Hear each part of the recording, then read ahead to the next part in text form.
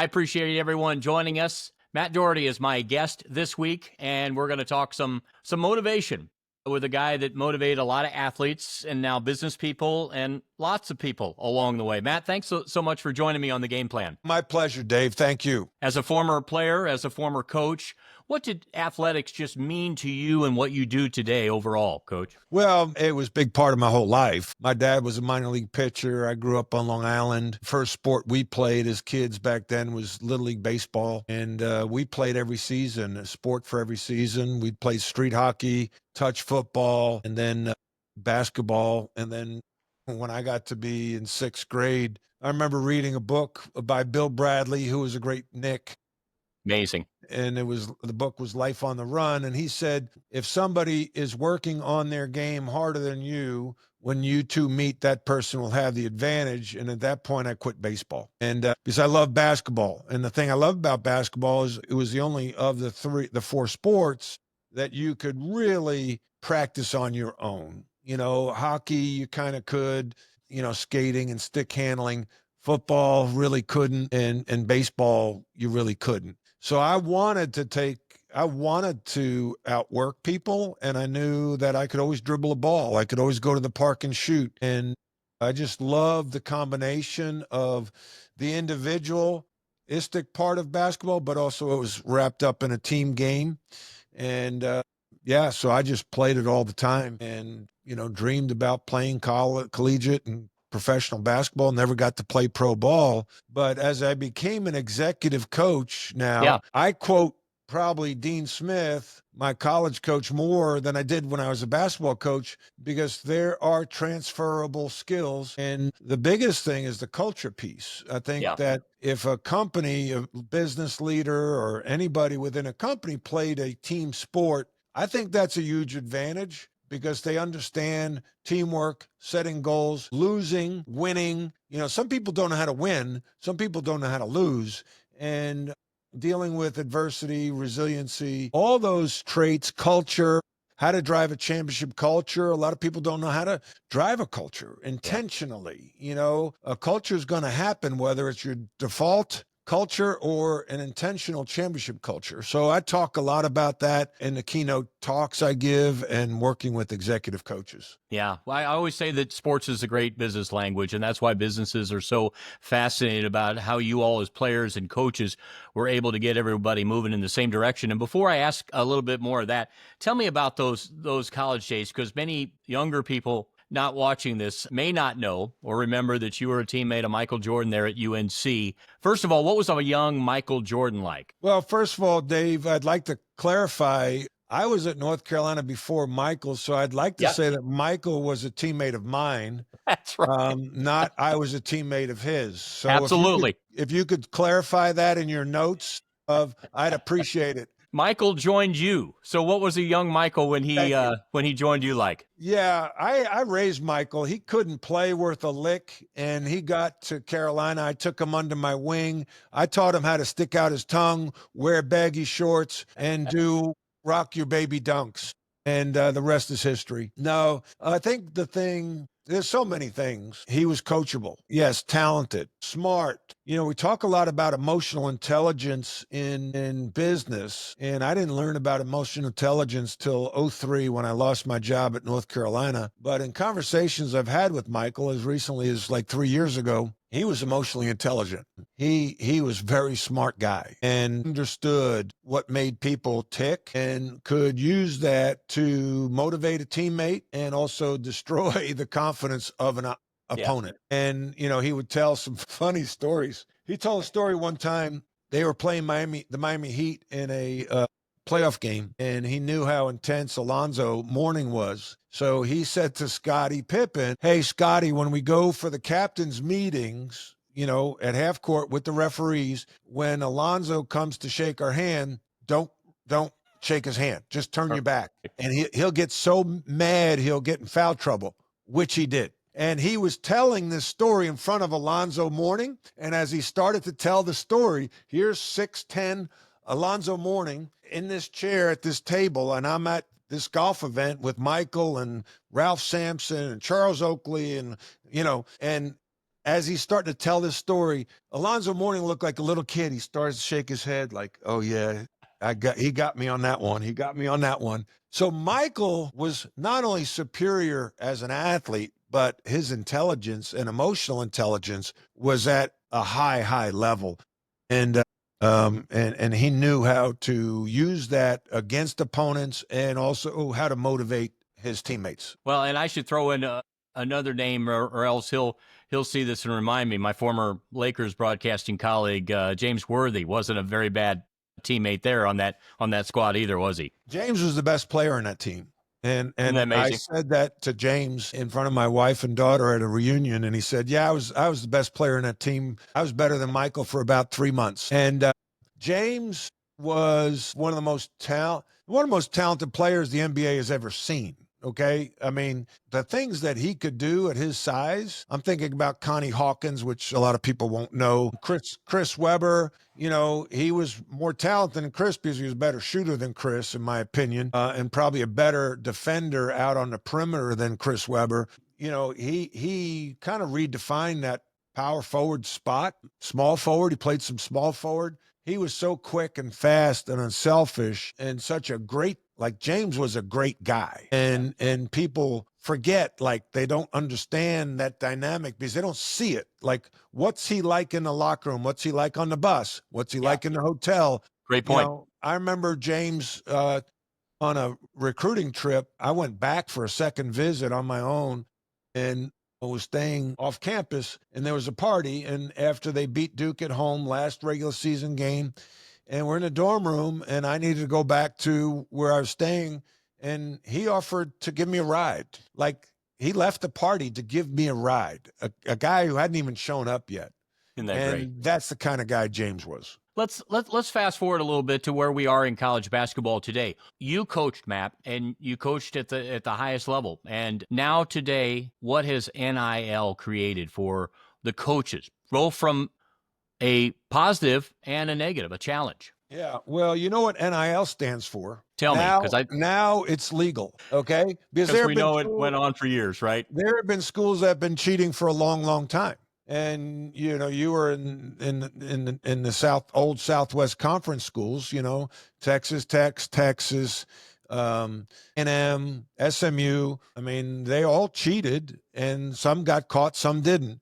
Yeah. You know, the SEC is probably the league that cheated as much as anybody back in the day, and people didn't want to believe it, didn't want to hear it, but it went on. And so now it's above the table as opposed to under the table. And there's no surprise that the schools that are farther along than the others in NIL are the programs that have cheated in the past, you know, because they have the mindset of paying players, and they also have the money, whether it's oil money or, you know, logging money or whatever. Yep. They have these boosters who are okay with it, and they have a system in place where a lot of other programs in big leagues, like some ACC schools, weren't accustomed to that, didn't have the mindset to do it, thought that the money should just go to facilities and we should just recruit the players. They'll come here because it's a certain school. The kids don't care about that. They want to get paid, and they want to get to the NBA and obviously college basketball. They want to get paid and want to go to the league as soon as possible. That's all they care about. They don't care about Michael Jordan played at North Carolina. Absolutely. What do you think trips this current system up in the coming years, Matt? Well, I just think that, you know, at some point, do the fans turn? You know, at what point? I know some fans have turned, but there's still a popular game. But when kids have gone to 3 schools in 4 or 5 years and you don't know who the roster are going to be in the upcoming year, then you kind of start to gravitate. There's a lot of other options out there, you know, in different sports. You know, if you turn on the TV, there's always something on. So the risk of losing a loyal fan base because they don't know the construction of the roster from semester to semester. Yeah. Yeah. You mentioned, and I want to talk about how this all equates to the people that are watching this that are like, hey, I'm trying to run a business and I got some questions for you, Matt. First of all, though, you mentioned Dean Smith. When we talk about the all-time greats, what separates from a motivational, from a philosophical, from just how they carry themselves every day? What differentiates the Hall of Fame guys you around as coaches to the guys that do it every day that want to be a Hall of Famer? Yeah, good question. A couple things. I've drawn this up for some past podcasts. Can you see that? Yep, I could see it. Okay. It's called the organizational triangle. And you know, every organization has talent, systems, and culture. Yep. And the great ones have all three. And the better your systems, the better your culture, the better talent you'll attract, the better talent will perform, and the better talent you'll retain. However, culture is king. You could have average systems and average talent and great culture and be successful. We've seen programs with great talent and great systems, but bad culture and not win. And I think about NC State in 1983. They didn't have great talent, they didn't have great systems, but they had a great culture, and they beat Houston. They beat us in the NCAA ACC tournament. They beat Virginia twice in postseason play, and they only had one player that was really a significant NBA player, and that was Thurl Bailey. So I think the great programs have all three. And how do you drive? The hardest thing to do is drive the culture. How do you drive a championship culture? And I talk about this in business all the time. Dean Smith, it starts with core values and then living those core values, holding people to accountable to those core values by defining the behaviors rooted in the core values. So Dean Smith's core values were play hard, play smart, play together. And every player knew that. And so he talked about it in the recruiting process. So it wasn't a surprise. And if you didn't like that, you wouldn't go there. And so some players leaned into it, some didn't. And he didn't care if you didn't like it. He just wanted you to know it, and that if you really embraced it, now you're a Carolina guy. Yeah. And that system worked. When you have great talent, playing in a good system, playing as one, James Worthy could have averaged 30 points a game.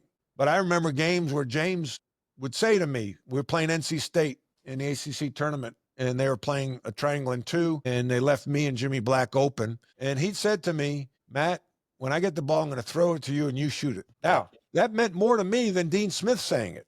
Absolutely. And I think I was the second leading scorer on our team that game, in a low-scoring game.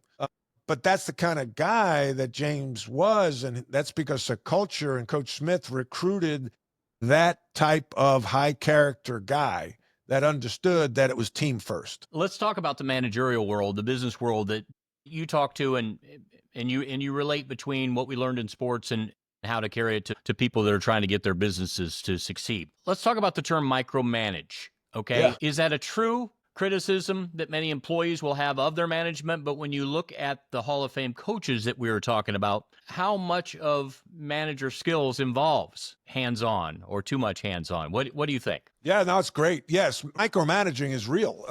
Matter of fact, I had that conversation with a client yesterday that he was accused of micromanaging. Matter of fact, he said his son said it to him on the golf course, because he was telling his son where to go and how to park the golf cart. And his son responded like, Dad, you're a micromanager. And it hit him in right between the eyes. And yes, so this is a beautiful thing. I saw a recent interview, well, not a recent interview. I saw a interview recently of Kobe Bryant talking about the way people play, the game of basketball before he passed away. And he talked about Phil Jackson and the triangle offense. So the triangle offense is a system, okay? A system, right? They had talent. Kobe, they had Shaq, they had talent, they had a system, and they had a culture, right? The culture of accountability, the culture of team, of hitting the open man. And within that system, there was freedom. So it sounds counterintuitive, right? System, freedom. Dean Smith would say the most disciplined person, a disciplined person is a truly free person. And I remember when he said that, and I was in college, I didn't understand it. It didn't make sense to me. But as I've gotten older, I realized that the more disciplined you are, You make good choices with your money. You make good choices with your sex life. You make good choices with the jobs, with alcohol, drugs, diet. Then you lead a life where you have options and freedoms. And if you don't make those good decisions, then you are basically in a prison, a jail, restricted by your poor financial decisions, your poor marital decisions, your poor business decisions. And so it really struck me. And Kobe talked about it, saying that within the triangle offense, they had the freedom. And I ran the Princeton offense my last couple of years at SMU, which is like the triangle. It's just four men out instead of three Yep. men out. And the thing I liked about it is everybody's a point guard. Everybody who handles the ball is a decision maker. So now I could sit back, and you're in a system where if the defense takes something away, you got to counter, and you have to read. It's a read and react offense that, as a coach, you are giving the players, empowering the players to make the decision on the floor. I think that's why you saw Phil Jackson didn't call a lot of timeouts, and he let the players figure it out. So that's empowerment, that's leadership, that's not micromanaging. And I think that those that micromanage, what you're doing is you're really going to end up having employees that aren't high level, that can be lazy, knowing that the boss will make all the decisions. Yeah. Now you are limited by the capacity of your leader. You know, what's interesting about what you said, Matt, and let me throw in an opinion, because you mentioned Phil, and I was blessed to be along those last several years along the way with the Lakers before Phil retired. And, you know, many people argued in the sports talk radio world that, you know, anyone could have coached those Chicago Bulls. They had a good system. They had great players. But, you know, I often heard in those timeout huddles why Phil was who he was and why he had success, because exactly what you said. He knew when to push, when to pull back. There's a lot of things that happen on off days, shoot arounds. You just can't plug just anyone in. You just can't plug anyone into a system that works. You mentioned the Princeton. That doesn't mean that everyone can operate it to perfection. No. But I think business people have to realize that. Well, I'm a big Phil Jackson fan. Matter of fact, I've tried to get him on my podcast, and I text him, and he responded. You know, he'll consider it. But the thing that I loved was that, and he talked on a podcast about transactional leadership versus transformational leadership. And he was a transformational leader. And I could say that a guy like Pat Riley was a transactional coach, because he called all the plays from the bench, where Phil, you know, let the players run the offense. And so the transformational leader, and as a business owner, are you the transformational leader where you're training people on your vision and the mission and let them have some freedom to make decisions within certain parameters? Or are you a transactional leader who is micromanaging and everything has to be cleared by you? If that's the case, you can't scale. You will burn out, and so will your people. So, yeah. So, Michael, so it takes someone who's super intelligent, not only IQ wise, but emotionally intelligent. And Phil Jackson is that. So, Michael told another story. He said, Dennis went to Phil and said that he needed a break during the season. And this was in the show Last Dance. And Phil said, well, if you feel like you need a break, you need to clear that with Michael. Yeah. How about that? Isn't that great? Yeah. How about that? It's great. And then Michael said, if anybody needs a break, I need a break. But he understood Dennis, and he gave Dennis that break, which was supposed to be a long weekend in Vegas. Turned out to be like 5 days. Michael got on a plane, flew to Vegas, got access to his room, pulled Dennis out of bed, and happened to be in there with Carmen Electra, and said enough, you know, and brought him back to practice. But that's the genius of, because just think of all those situations that occur in real time that you have to process, and he was able to do that, Phil Jackson was, in real time under some interesting pressures. You know, you had the best team. They've won championships, and you have a general manager in Krause who says, this is your last year. And he had the poise, the intelligence to lead that organization through that. Just a few more minutes here with Matt Doherty. And Matt, you know, during your coaching days, you had to sit in the stands and watch a lot of high school kids and figure out how they are going to translate from where they are now to where you would like them to be. You see me making these analogies to the business world, and hiring is not any easier today than it was 10, 20 years ago. What's a lesson that you take out of when you were recruiting a player? What skills did you see them have under this coach that I know I could take to the next level here, that an employer who's looking at these hundreds of resumes they get on Indeed or whatever, and having to translate whether or not this employee is still going to be here in a couple of years? Yeah, that is probably the hardest thing. And I've scouted. I was 4 years with the Pacers, and I was an assistant coach, 3 years at Davidson, 7 at Kansas, and then a head coach for 11 years in North Carolina, SMU, FAU, Notre Dame. And the players that immediately come to mind are the ones that I made mistakes on. And I think, and then ones that I thought that, man, not going to be that good, like, Marcus Smart. I thought he was a good player. Didn't know if he'd be an NBA player. Excuse me. I'm drawing a blank on the kid who went to Texas A&M, and he played for Oklahoma City. You'll know his name. His dad was a high school coach. And I'm drawing a blank too, but I'll remember later. Well, I'll have to I'm going to post look it it in the up. comments. I'm going to look it up because I thought, no way this kid is going to play in the NBA. And he is a very valuable player in the NBA and had a great career, is making a lot of money. And they don't have, oh, there it is, Alex Caruso. Okay, yeah. Alex Caruso, like you saw him in high school, couldn't shoot. White guy, average athlete. But this thing right here, what is their determination? What is their drive? And so a couple things. I am working with a gentleman who does assessments and giving assessments to prospective employees. Now, valid assessments, not just any assessment, right? Because some assessments can be aimed and some are not valid. So we're putting together these assessment packages for employers because the interview only is about 10% predictor of success. We all get fooled in an interview. Absolutely. We also get fooled in a workout. Okay. I've seen kids 1-on-0 in the gym, and I'm like, man, that kid's talented. But you know what? There are 9 other players on the court. They have to play 5-on-5.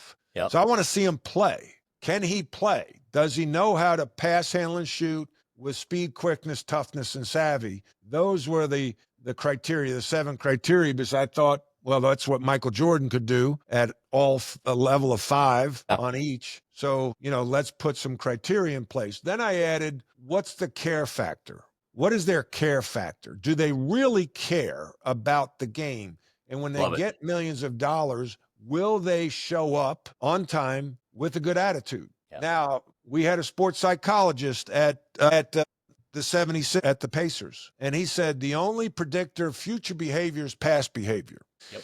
It's a great one. So, talk to the high school coach, observe, and don't get intoxicated with a resume. Don't get intoxicated with a workout. Don't get intoxicated with athleticism. Who's the kid? Conley for the Pacers. Yep. That kid started out at Duquesne. Absolutely. And now he's signed a $40 million contract, and he can't dunk the ball. He's not going to outrun somebody. He's tough and smart. Yeah. Right. So those soft skills, people hire for hard skills and fire for soft skills. You need to hire for soft skills and train the hard skill. Yeah. I love it. You've learned, and you experienced so many great things, but you've learned from so many people around you that you've shared that with others. Matt, let me say one thing that came to mind. A lot of kids along the way, they asked me, when you ask kids, ask me some questions. When I was in Dallas, I was around Dirk for those 7 seasons, Kobe, and it's usually about what they were like. Tell me if I'm wrong in this, but I said, here's what defined both of those guys, very similar in this fashion. When we pulled up, no matter what time of night, into that next city to play, we got to the hotel, all the team went up to their room to play video games, and Kobe and Dirk both would always grab a trainer and pop over to the gym and just pop some shots up. Kobe would do it at 11:30 at night if there was a trainer available that would do that. But I just said that it's a simple Y intersection right there, and those guys always took the one that meant work a little bit harder. I remember being at a party in Dallas when I was coaching at SMU. It was a Maverick event, and I saw Dirk across the room, obviously him being 6'11".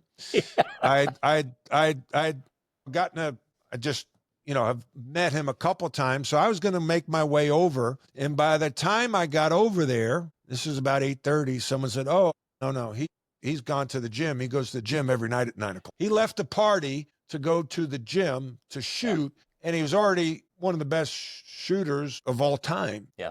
Yeah. To your And point. you know what? Here's one that no one ever saw either. I saw it in practice one time. He could walk 3/4 of the court down the court on his hands. What? I mean, yeah. He would do a handstand, and not only do a handstand, but walk all the way 3/4 down the court to the other free throw line. He had all these strange regimens like that, the falling backwards and doing a lot of things off balance so that he could replicate everything that he was going to become a Hall of Famer at. So this is fascinating. I know you have a great podcast, Matt. Give it a plug. Yeah, sure. The Rebound. I've interviewed people like James Worthy, Mitch Kupchak, but lately more business owners, entrepreneurs, because my audience is more business owners and entrepreneurs. And I think when people hear what they've gone through, both the trials and tribulations, that it gives them confidence to know that they can get through it too. I'm an executive coach, and the two biggest reasons people work with executive coaches is one, isolation relief. They want to realize I'm not the only one. I have people I can talk to. I have a person I can talk to, be vulnerable with. And then two, they have to deal with imposter syndrome. Am I good enough to do this? And just like Kobe and Dirk and Michael needed coaches, business owners and entrepreneurs need coaching. Absolutely. And those at the highest level need to make sure that they're making that investment and haven't just said that they've already reached the top. Fascinating stuff, Matt. Keep pushing forward. I appreciate what you do and knowing you over the years as well. Best of luck. Thank you for having me on.